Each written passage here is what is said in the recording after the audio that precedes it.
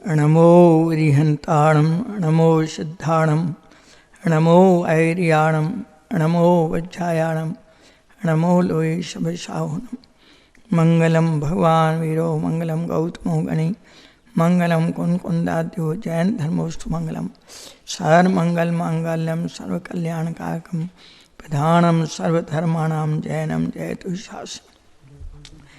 मंगलमय मंगल करण वीतराग विज्ञान नमो ताहि जाते भई अरिहंतादि महान।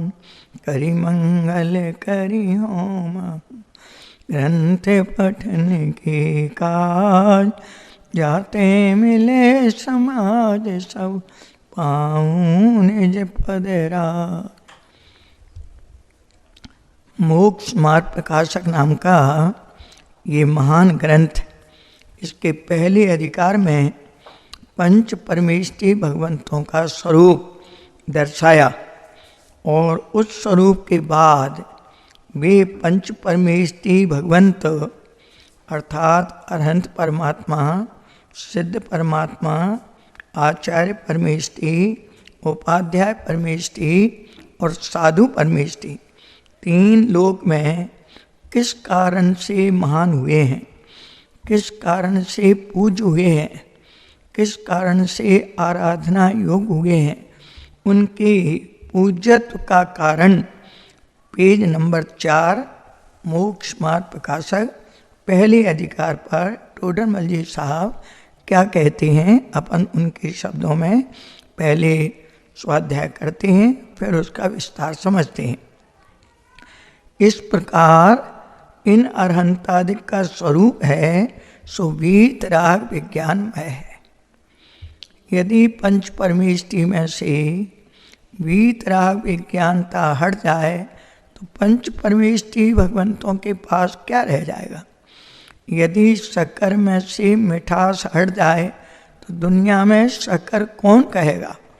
इसलिए वे पंच परमेष्टि वीतराग विज्ञानमय, उसी के द्वारा, उस वीतराग विज्ञानता के द्वारा, उस रत्नात्रय के द्वारा, उस संवर्ण निद्रा मोक्ष की दशा के द्वारा, उस स्वाभाविक दशा के द्वारा वे पंच परमेष्टि तीन लोक में स्तुति योग्य महान हुए हैं।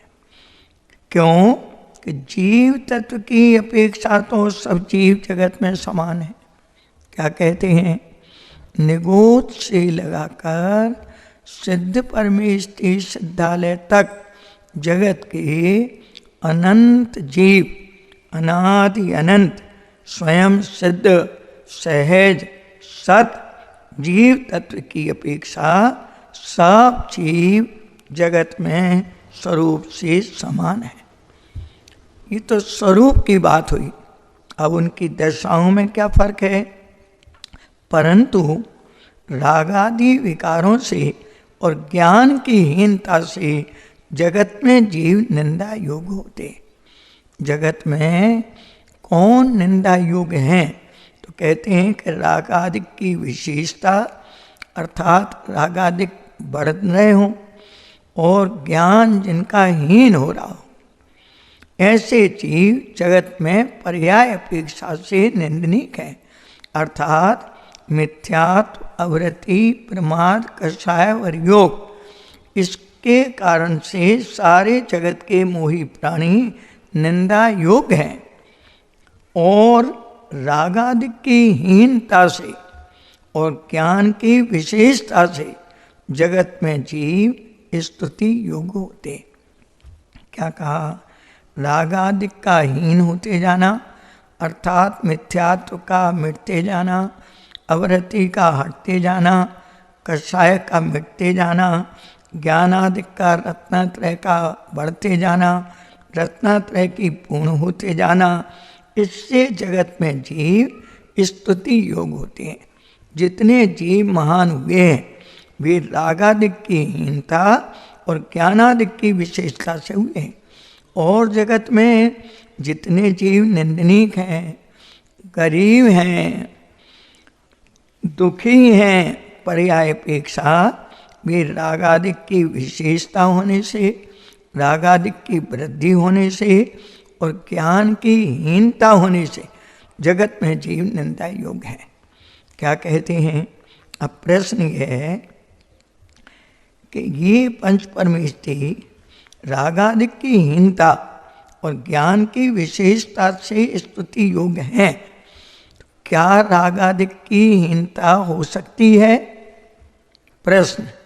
उत्तर क्या है कि रागादिक की हीनता कभी नहीं हो सकती थी, बशर्ते कि रागादिक आत्मा का स्वभाव होता।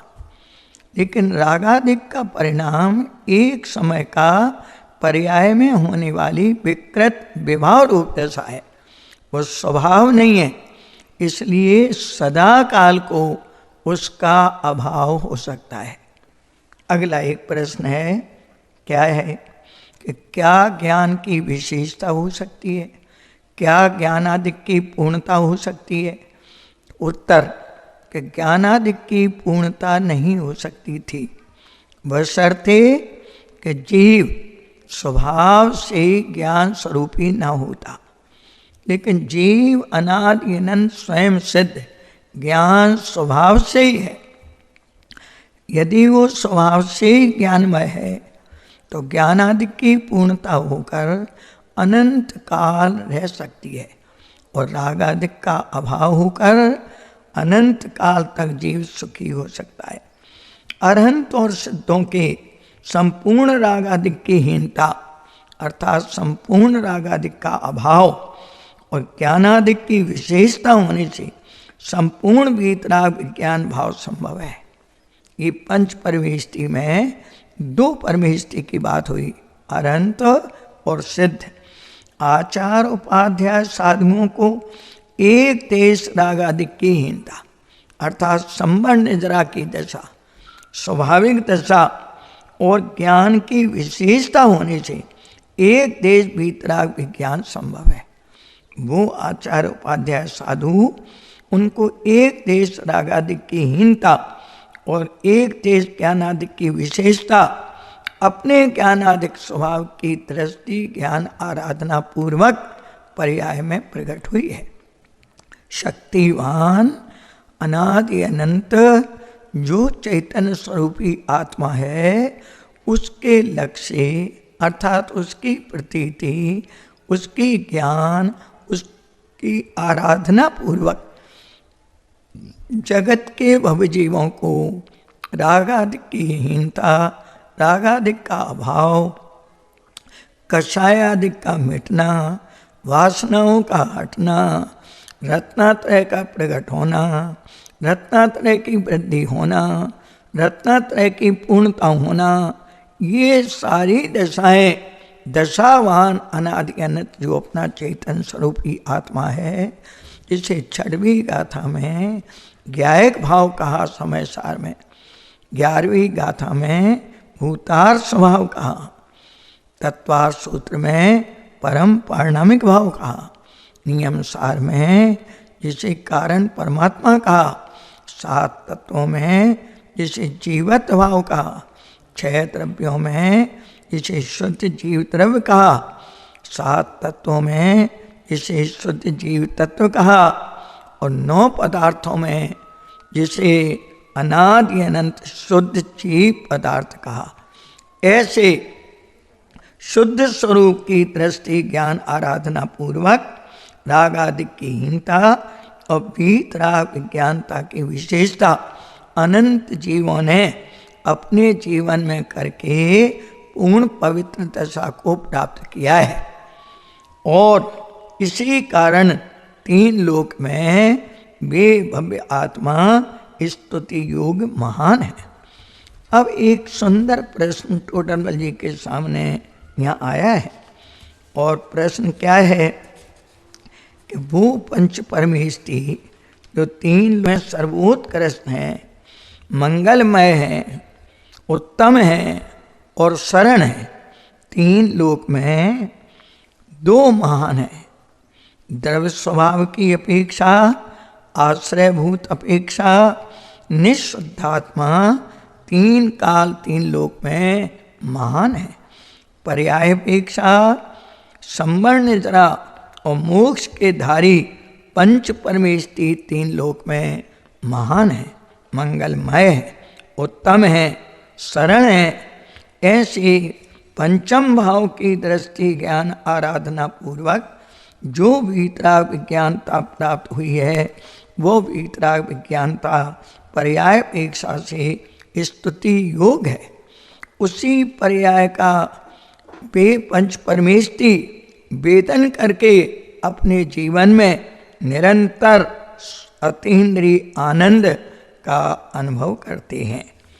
अगला है उन पंच परमेष्टि भगवंतों के पास जाकर के, अर्थात जिन मंदिर में प्रवेश करने के बाद कितने काम होना।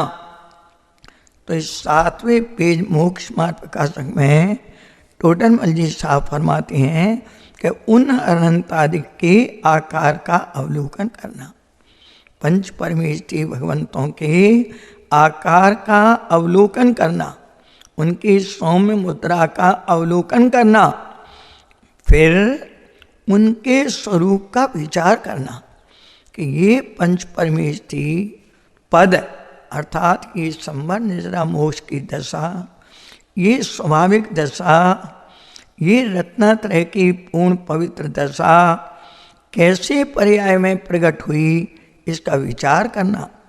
और विचार करने के बाद फिर स्वाध्याय में बैठकर उनके वचन सुनना।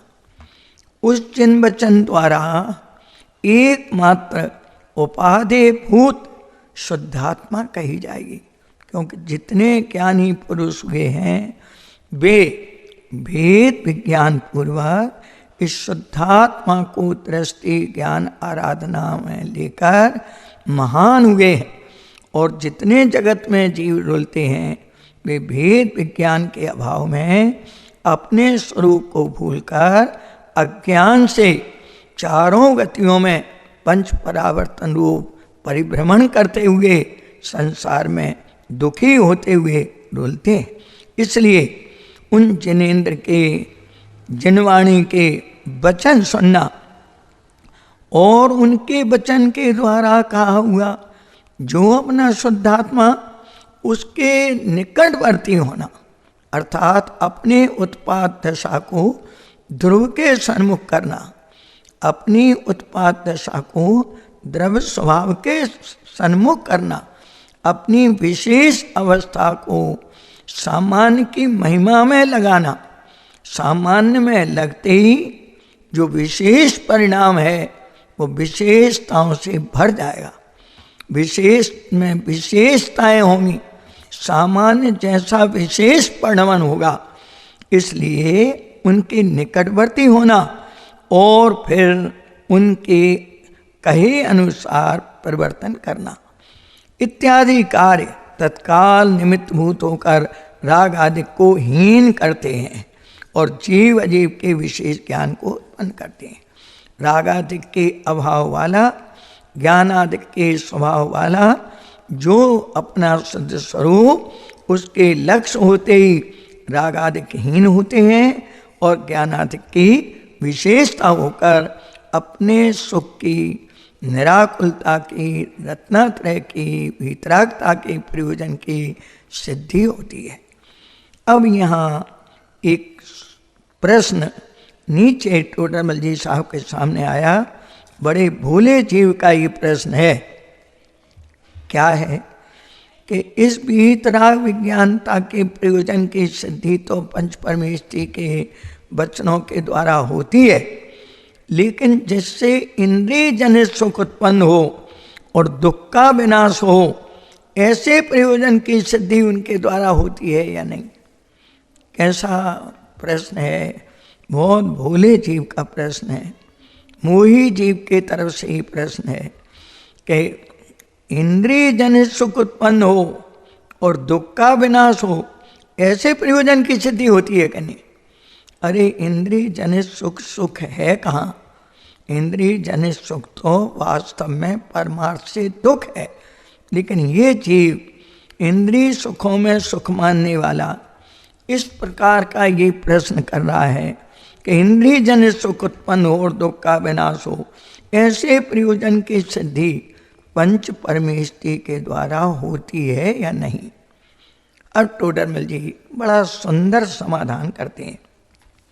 क्या समाधान करते हैं कि जो अरहंतादिक के प्रति स्तवनादि रूप विशुद्ध परिणाम होते हैं, क्या कहा, पंच परमेष्टि का लक्ष्य करते ही भव्य जीवों के परिणामों में जो विशुद्धता होती है, उस विशुद्ध परिणाम से अघातीय कर्मों के अर्थात वेदनी, आयु, नाम और गोत्र, इन अघातीय कर्मों की साता आदि पुण्य प्रकृतियों का बंध होता है।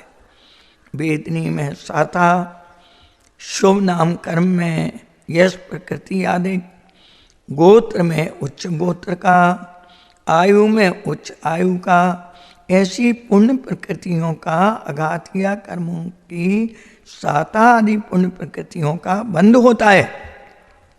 और यदि वे परिणाम तीव्र विशुद्ध हों तो पूर्व काल में जो असाता आदि पाप प्रकृतियों का बंध हुआ था उन्हें भी मंद करता है, अथवा नष्ट करके पूर्व काल की पाप प्रकृति को नष्ट करके पुण्य प्रकृति रूप कर्म की प्रकृतियों में अपने आप सहज परिणमित हो जाता है।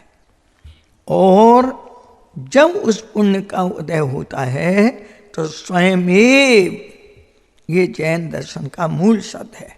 दो शब्द मूल हैं, एक स्वयमेव और एक प्रत्येक द्रव्य के प्रत्येक गुण का प्रत्येक परिणाम अपने सुकाल में अपनी योग्यता से होता है। ऐसा पुण्य का उदय होने पर स्वयमेव इंद्रिय सुख की कारणभूत सामग्री प्राप्त होती है। इंद्रिय सुख की कारणभूत सामग्री अर्थात अनुकूल संयोग पुद्गल आदि का प्राप्त होता है, और पाप का उदय दूर होने पर स्वयमेव दुख की कारणभूत बाहरी सामग्री दूर हो जाती है। इस प्रकार इस प्रयोजन की सिद्धि उन पंच परमेष्टि के द्वारा सहज होती है। परंतु ये मूल पॉइंट है, इस प्रयोजन से अर्थात इस इंद्रिय जनित सुख की अनुकूलता मिलने से इस प्रयोजन से कुछ अपना हित नहीं होता, क्योंकि जगत में हित होता है वीतराग विज्ञानता से। रत्नात्रय स्वरूप की दृष्टि ज्ञान आराधना के लक्ष्य से उत्पन्न हुए संबंध जरा मोक्ष दशा से इस प्रयोजन से अपना हित नहीं होता। इंद्रिय सुख की संयोग रूप सामग्री चक्रवर्ती की भी प्राप्त हो जाए, 6 खंड के अधिपति ज्ञानी संयोग में किंचित मात्र भी शांति की कल्पना नहीं करते। कहा भी है, चक्री के वैभव भोग भी सुख देने में असफल, देखो देखो ये जीव की विराधना का फल। इस प्रयोजन से कुछ अपना हित नहीं होता। क्यों? क्योंकि ये आत्मा कषाय भाव से बाहरी सामग्रियों में इस तनिष्ठपना मानकर, ये मोही प्राणी के लक्षण कि ये आत्मा कषाय भाव से जो बाहरी सामग्री प्राप्त हुई है उसमें इष्ट और अनिष्टपने की कल्पना करके, इष्ट अनिष्टपना मानकर, अच्छा बुरा मानकर, हित अहित मानकर स्वयं ही सुख दुख की कल्पना करता है। सुख दुख की कल्पना करता है, सुखी नहीं होता। सुखी तो वीतराग विज्ञानता से, सुखी तो निराकुलता से, सुखी तो रत्नात्रय के परिणाम से, सुखी तो आत्मा के आश्रय से होने वाली स्वाभाविक दशा से, स्वभाव के लक्ष्य से होने वाली स्वाभाविक दशा से सुख वास्तविक प्रकट होता है। जिस सुख को भगवान सुख कहते हैं, ऐसा अतीन्द्रिय सुख आत्मिक सुख, निराकुलता जनित सुख, अपनी शक्तिवान सुख शक्ति के आश्रय से होने वाला स्वाभाविक सुख, वो सुख सुख है। ऐसा कषाय के बिना बाहरी सामग्री को सुख दुख की दाता नहीं है। इस प्रकार ये प्रयोजन की सिद्धि होने पर भी इससे कुछ अपना हित नहीं होता।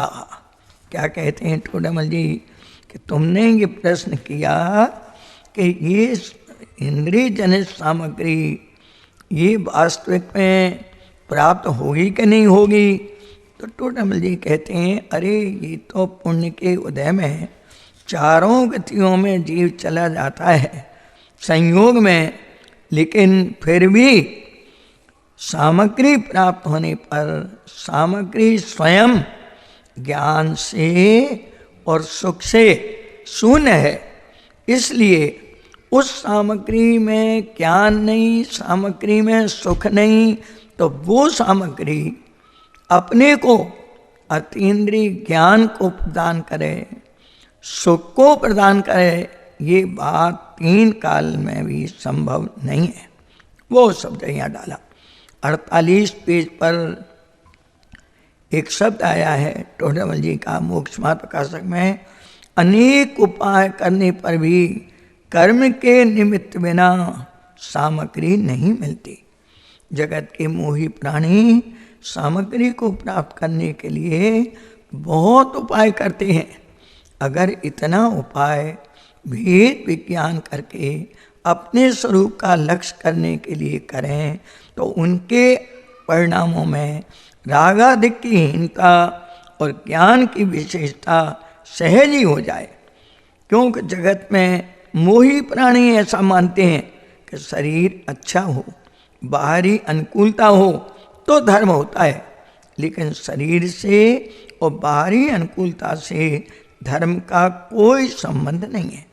पाप के कारण अपयश हो, निर्धनता हो, वो जगत में कोई दुख नहीं है। पाप के उदय बहुत ज्ञानियों को भी देखे जाते हैं, लेकिन पाप के उदय से कोई जगत में दुखी नहीं होता। पुण्य के उदय की बाहरी अनुकूलता बहुत मिलती है, उससे जगत में कोई सुखी नहीं होता। पाप भाव से दुख होता है, पुण्य भाव से अल्प दुख होता है, वीतराग भाव से सुख होता है, और वो वीतराग भाव वीतराग स्वभाव के अवलंबन से होता है। इसलिए उस सामग्री से डरना और अनुकूल सामग्री से प्रसन्न होना और उसमें सुख मानना, ये जगत के जीवों का एक बहुत बड़ा भ्रम है, जिस भ्रम के कारण वे जगत में निरंतर दुखी बने रहते हैं। क्यों कि तीन लोक में जगत के जीवों को कोई भी पदार्थ इष्ट और अनिष्ट नहीं है। आत्मा की पर्याय में राग देश विषय कषाय के परिणाम होते हैं, वे अनिष्ट हैं, और भेद विज्ञान पूर्वक निःशुद्धात्मा के आश्रय से जो भीतराग परिणाम होते हैं, वे जगत के भव जीवों को पर्याय अपेक्षा से इष्ट है। क्या कहा? आश्रय करने के लिए तीनों काल अपना स्वभाव इष्ट है, और स्वभाव को भूलकर परद्रव्य को अपना मानकर उसमें इष्ट अनिष्ट की कल्पना करके अपनी पर्याय में होने वाला रागादिक का जो परिणाम, वो परिणाम जगत के जीवों को अनिष्ट है। स्वभाव इष्ट है और विभाव अनिष्ट है। संयोग तीन काल तीन लोक में न इष्ट है और न अनिष्ट है। एकमात्र अपना स्वभाव, स्वभाव तीनों काल अनुपम है, और स्वाभाविक दशा तीनों काल अनुपम है। पार्श्वनाथ भगवान की पूजा में अर्घ का एक छंद आया है निज आत्म स्वभाव अनुपम, है निज आत्म स्वभाव अनुपम, स्वाभाविक सुख भी अनुपम है। स्वभाविक सुख में शिव पद पाऊं, अतएव ये अर्घ समर्पित है। हे भगवान, तीन लोक में एक स्वभाव आश्रयभूत अनुपम है और स्वभाव के लक्ष्य होने वाली संवर्ण जरा मोक्ष की दशा, स्वाभाविक दशा, उपसंभाव रूप क्षोपसंभाव रूप क्षय भाव रूप दशा, ये दशा पर्याय अपेक्षा तीन लोक में इष्ट है और बाकी जगत में कोई इष्ट और अनिष्ट नहीं है। कितने ही मोही प्राणी पंच परमेष्टि की भक्ति को मुक्ति का कारण जानकर अति अनुरागी होकर प्रवर्तित हैं, परंतु भक्ति के परिणाम तो राग रूप है और राग से बंध है, और मोक्ष का कारण कैसे हो सकता है। धन्य हैं वे ज्ञानी जीव जो राग का उदय होता है तब पापादिक से बचने के लिए जिनेन्द्र की भक्ति में जिनेन्द्र स्वरूप की दृष्टि रखकर वे पापानुबंध से बचते हैं और भक्ति के अनुराग में दिखने पर भी उसे मुक्ति का कारण नहीं जानते। क्यों? कि वे ज्ञानी जानते हैं कि जितना पराश्रित परिणाम है वो सब जगत के जीवों को बंध का कारण है, और जितना स्वाश्रित परिणाम है वो परिणाम संवर्ण जरा और मोक्ष की दशा रूप स्वाश्रित भाव होने से सुख का कारण है। सचमुच पंचम भाव की दृष्टि रखने वाले ज्ञानी की सच्ची भक्ति होती है। क्यों? कि जो जिनेन्द्र हैं वो मोक्ष तत्व हैं, आचार उपाध्याय साधु हैं, वो संवर्ण निद्रा के धारी हैं, रत्नात्रय के धारी हैं, और जिसने अपने रत्नात्रय स्वरूप की दृष्टि पर्याय में प्रकट नहीं की है वो जीव अरहंत की परमार्थ रूप सच्ची भक्ति कैसे कर सकता है। क्यों? कि उसे उस जाति का सुख का वेदन नहीं होगा तो वो जीव कभी भी अपने जीवन में वास्तविक शांति की कल्पना तो कर सकता है लेकिन शांति प्राप्त कर सकता नहीं है। देखो, परमेश्वर तो वीतराग हैं। क्या कहते हैं टोडरमल जी? परमेश्वर तो वीतराग हैं, भक्ति करने से प्रसन्न होकर के कुछ करते नहीं हैं। क्यों नहीं करते?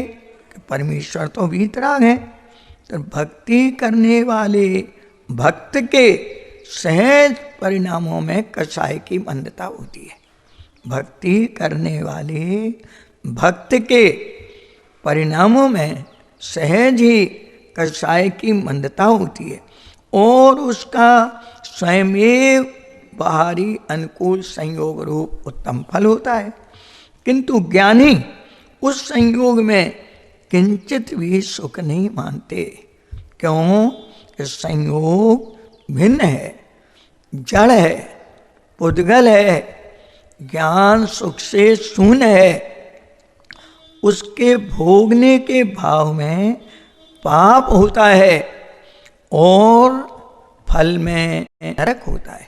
बड़े बड़े चक्रवर्ती, स्वभौम अंतिम ब्रह्मदत्त चक्रवर्ती, जिनकी 700 वर्ष की उम्र थी, ऐसे अनुकूल संयोगों के बीच में रहकर अनुकूल परिणमन को प्राप्त न करके संयोगों के भोगने में लगने से नरकायु का बंद करके 7वें नरक में 33 सागर के लिए चले गए।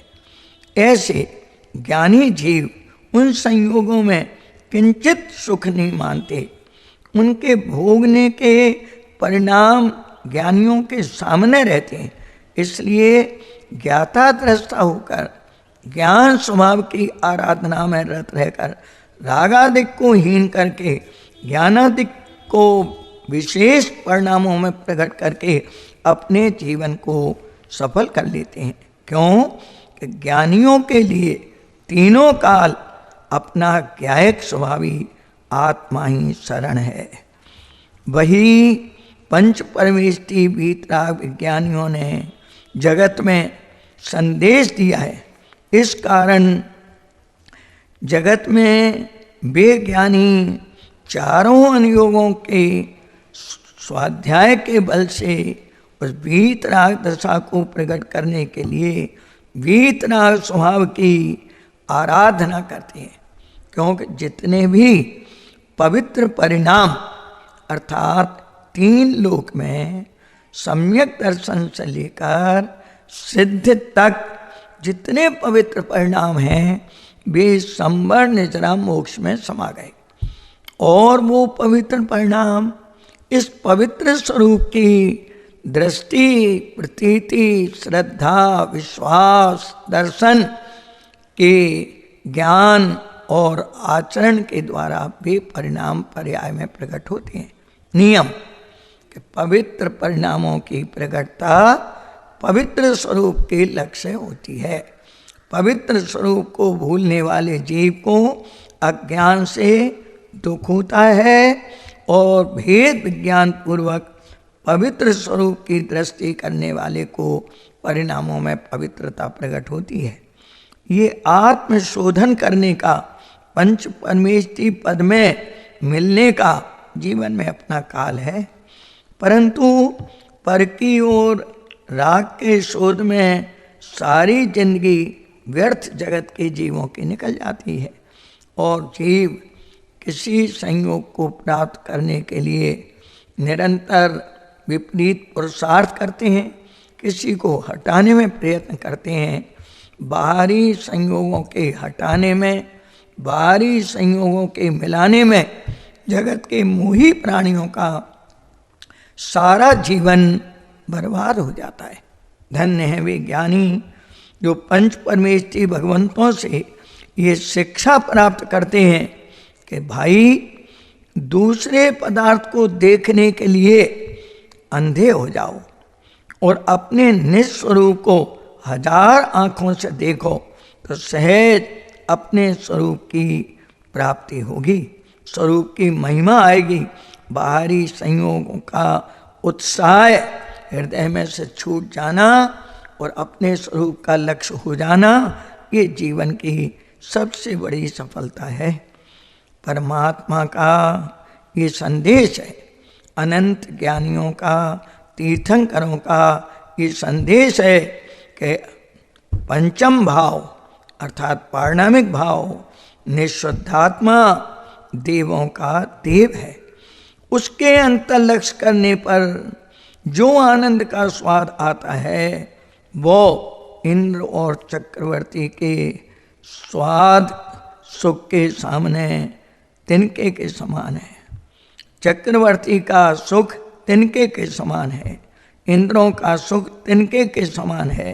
अंतर लक्ष्य का जो अतीन्द्रिय आनंद, एक समय का भेद विज्ञान पूर्वक स्वरूप के लक्ष्य होने वाला अतीन्द्रिय आनंद, अतीन्द्रिय ज्ञान, भेद ज्ञान, सम्यक ज्ञान, आत्मज्ञान, भाव ज्ञान, वो भाव ज्ञान जिसकी इंद्र प्रशंसा करते हैं। दोष रहित गुण सहित स्वदीजे सम्यक दर्श सजे चरित मोह बस लेस न संयम पे स्वरनाथ जजय।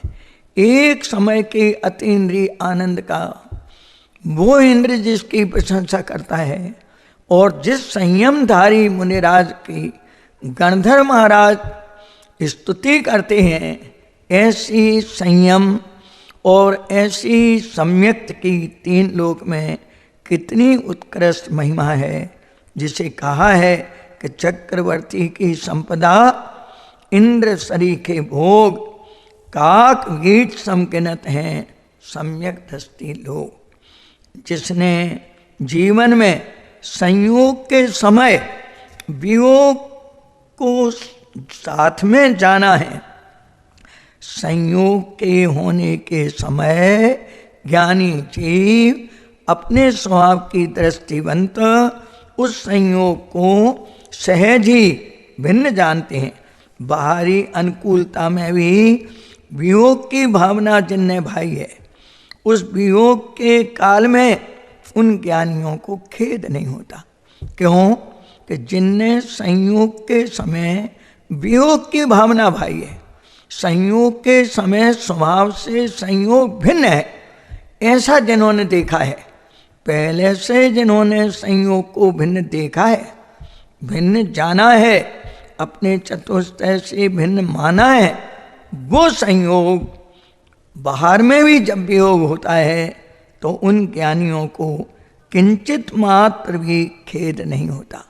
क्योंकि जिनेंद्र भगवंतों का एक ही कहना कि जगत में अपने स्वभाव को भूलकर पर परिचय बढ़ाने में आकुलता है और भेद विज्ञान पूर्वक अपने स्वरूप के परिचय करने में निरंतर निराकुलता और शांति है। इसलिए ज्ञानी जीव अपने स्वरूप को पहचान कर अपना परिचय अर्थात अपनी शक्तिवान आत्मा की आराधना करके शक्तियों का विकास करते हैं। दो काम, एक शक्तियों का विकास और एक शक्तियों का ह्रास। ह्रास होते होते जीव निगोद तक चला जाता है और विकास होते होते केवल ज्ञान को पा लेता है। शक्तिवान आत्मा की ऐसी महिमा है कि जो उसका लक्ष्य करके परिणमित हो, उस शक्तियों का विकास होकर अनंत सुखी हो जाए, और शक्तिवान को भूल करके पर को अपना मान करके परिणमित हो तो शक्ति का ह्रास होते होते वो जीव निगोद तक चला जाता है। ऐसा ज्ञानियों ने धर्म का जो बाहरी चिन्ह है वो केवल इतना, जो क्रिया जो परिणाम अपने को अनिष्ट लगता हो, वो क्रिया वो परिणाम अन्य के मन वचन काया से स्वप्न में भी नहीं करो।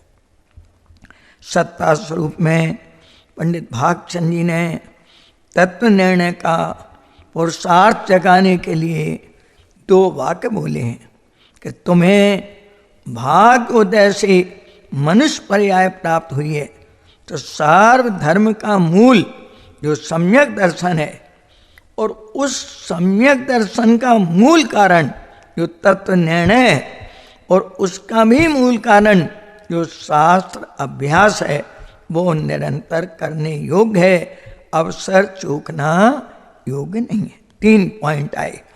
क्या कहा? सब धर्म का मूल कारण सम्यक दर्शन और उस सम्यक दर्शन का मूल कारण तत्व निर्णय और तत्व निर्णय का मूल कारण शास्त्र अभ्यास। इस शास्त्र अभ्यास स्वलक्षी करते ही जीवन में स्वयं की महिमा आते ही सहज रत्नात्रय की प्राप्ति होती है। इसलिए अवसर चूकना योग्य नहीं है। पंच परमेष्ठी भगवंतों का एकमात्र उपदेश कि जो बाहर में दिखता है वो मैं नहीं, जो बाहर में दिखता है वो सब पुद्गल है और जो देखता है वो जीव है। बाहर में जो दिखता है वो मैं नहीं और जो मैं हूँ वो जगत में दिखता नहीं। फिर कसाय कहाँ से होगी? क्योंकि जगत के कोई मोही प्राणी मेरे स्वरूप को देखने में असमर्थ हैं। मैं अरूपी हूँ, ज्ञान स्वरूपी हूँ। ऐसे अज्ञानी जीव मुझ ज्ञान स्वरूपी आत्मा अरूपी को कैसे देख सकते हैं? और जब वे देख नहीं सकते तो मेरा बुरा और भला कैसे कर सकते हैं? इसलिए ज्ञानियों ने अपने को संदेश दिया, हे भवजीवो, अपने सत स्वरूप को समझे बिना 3 लोक में तुम्हें कोई शरण नहीं। शुद्धातम अरु पंच गुरु जग में शरणों दोय, मोय उदय जिय के वृथा आन कल्पना हो। जगत के मोही प्राणियों के व्यर्थ में ही कल्पना होती है। 3 लोक में परमार्थ से अपना आत्मा शरण है और व्यवहार से पंच परमेष्ठी जो अपने पंचम भाव को दर्शाने में निमित्त है, ऐसे पंच परमेष्ठी व्यवहार से शरण है। तीसरा जगत में और कोई शरण नहीं है। एक समय की पर्याय के पीछे एक समय का परिणाम जो उत्पाद व्यय रूप है, उस एक समय की पर्याय के पीछे इतना बड़ा जो भगवान कारण परमात्मा पंचम भाव अनादि अनंत स्वयं सिद्ध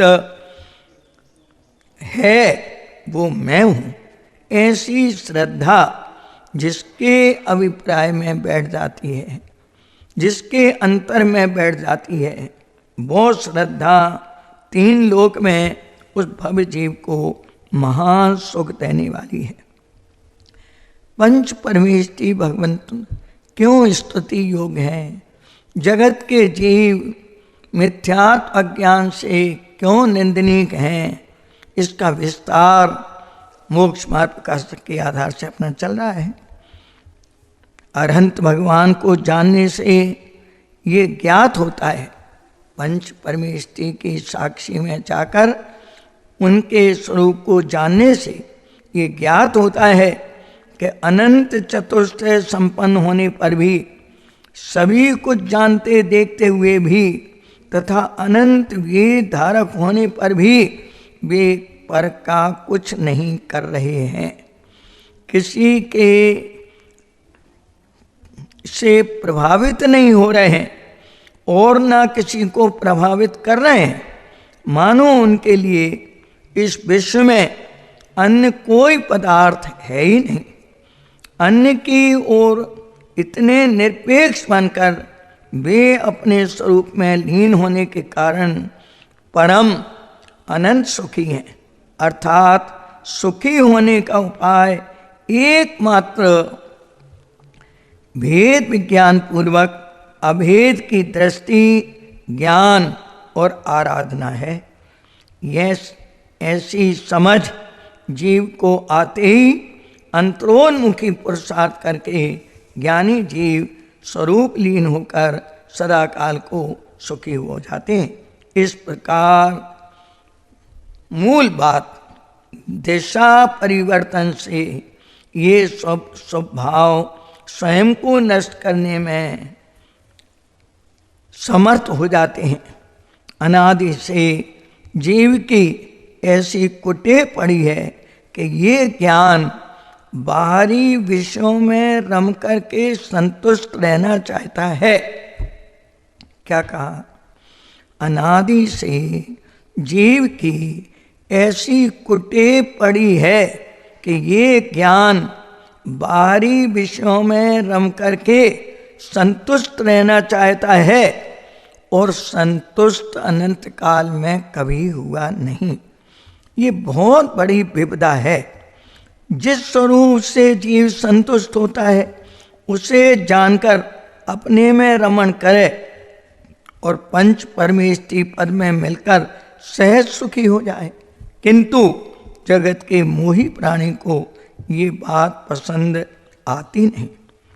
ये कितनी सुंदर बात है कि आत्म स्वभाव के अलावा अन्य बातों में अपने उपयोग को लंबाना, ये अपने अपने आप की पूरी बर्बादी करना है। उपयोग की बर्बादी कब होती है? आत्म स्वभाव की चर्चा, आत्म स्वभाव का चिंतन, आत्म स्वभाव का मनन, घोलन, अनुभवन, उस काम को छोड़कर अन्य नाना प्रकार की विकथाओं में, अन्य नाना प्रकार के आरंभ में, अन्य नाना प्रकार के विषय कषाय में अपने उपयोग को लंबाना, ये अपने आप की पूरी बर्बादी है। और सहज ज्ञान स्वभाव में उपयोग को बारंबार लगाना, ये जीवन की आबादी है। अर्थात ये शांति का सुगम रास्ता है। जगत में देखो, अच्छी तरह विचार करो, जगत में ऐसा कोई पुण्य नहीं जो इच्छा करते ही इष्ट की प्राप्ति करा दे। ऐसा कोई पुण्य नहीं। बड़े बड़े तीर्थंकर आदिनाथ का विचार करो। मुनि दशा में चक्रवर्ती जिनके बेटा हों, बाहुबली जी जैसे कामदेव हों, ऐसे परिवार और महान चार ज्ञान के धारी मुनिराज आदिनाथ आहार को 6 महीने के उपवास के बाद विचरते हों तो भी वो आहार की सामग्री उनको प्राप्त नहीं हुई। अर्थात क्या फायदा निकला कि जगत में ऐसा कोई पुण्य नहीं जो इच्छा करते ही इष्ट की प्राप्ति करा दे। इसलिए ज्ञानियों ने इन इच्छाओं में आत्मा के अनुभव की माचिस लगाकर सदा काल के लिए इन इच्छाओं को नष्ट कर दिया और अपने स्वरूप को पर्याय में प्रकट कर लिया। वे ज्ञानी धन्य हैं जो इस कला को जानकर पंचम भाव का आश्रय करके उसी समय अपने जीवन को सुखमय बना लेते हैं। सभी ज्ञानियों ने अपने जीवन में इस मार्ग को अपनाया है और पर्याय में जो राग आदि की हीनता चलती है उस हीनता को तोड़कर ज्ञान आदि की विशेषता को करके, क्यों राग आदि की हीनता अर्थात आलोचना पाठ बहुत सरल भाषा में उसे अपन पढ़ते हैं। इंद्रिय लंपट होए खोए निज ज्ञान जमा सब। इंद्रिय का विषय लंपटी जीव भेद विज्ञान के अभाव में स्वरूप को भूला हुआ, विषयों में रमता हुआ अपने ज्ञान को पर्याय में बर्बाद करता जाता है और बर्बाद करते करते ज्ञान अक्षर के अनंत विभाग रह जाता है और राग आदि की विशेषता हो जाती है। वे ज्ञानी धन्य हैं जो राग आदि से भिन्न ज्ञानादिक को अपना स्वरूप जानकर उस ज्ञान स्वभाव में अपने चित्त को अर्थात अपने उत्पाद रूप दशा को, अपनी श्रुत ज्ञान की पर्याय को बारंबार उसमें लगा के अपने जीवन को राग आदिक के मिटने से अर्थात राग आदिक उत्पन्न न होने से और ज्ञान आदिक के उत्पन्न होने से ज्ञान आदिक का भोग करते हुए राग आदिक को मिटते हुए वीतरागता को प्राप्त करते हुए रत्नात्रय की पूर्णता करके अपने जीवन में अपनी पर्याय में सादी अनंत काल तक अनंत चतुष्टय के बल से अनंत ज्ञान, अनंत दर्शन, अनंत सुख और अनंत वीर को प्राप्त करके अपने जीवन को सदा काल के लिए सुखमय बना लेते हैं। ऐसा आत्मस्वरूप की महिमा जानकर पंच परमेष्टि के बताए मार्ग पर पंचम भाव की आराधना करके पंच परमेष्टि पद में मिलके 5 प्रकार के कर्मबंध को तोड़ के पंच परावर्तन को समाप्त करके पंचम गति को प्राप्त सादी अनंत काल तक हम अनंत सुख को प्राप्त करें। इस पवित्र भावना के साथ अभी की बात समाप्त करते हैं। जे दिन तुम विवेक बिन खोए, जे दिन तुम विवेक बिन खोए, मोह वारुणी पियनादि से पर पद में चिर सोए, सुख करण चित पिंड आप पद गुण अनंत नहीं जोए, जे दिन तुम विवेक बिन खोए, जे दिन तुम विवेक बिन खोए, होए बहर मुख ठान राग रुख कर्म बीज बहु बोए, होए बहर मुख ठान राग रुख कर्म बीज बहु बोए, तसु फल सुख दुख सामग्री लख, तसु फल सुख दुख सामग्री लख, चित्त में हर से रोए, जे दिन तुम विवेक बिन खोए, जे दिन तुम विवेक बिन खोए, धवल ध्यान सुचि सलल पूरते आश्रव मल नहीं धोए, धवल ध्यान सुचि सलल पूरते आश्रव मल नहीं धोए, पर द्रव्यन की चाह न रोकी, पर द्रव्यन की चाह न रोकी, विविध परे ग्रह ढोए, जे दिन तुम विवेक बिन खोए, जे दिन तुम विवेक बिन खोए। अब निज में निज जान नियत तहाँ निज परिणाम समोए। अब निज में निज जान नियत तहाँ निज परिणाम समोए।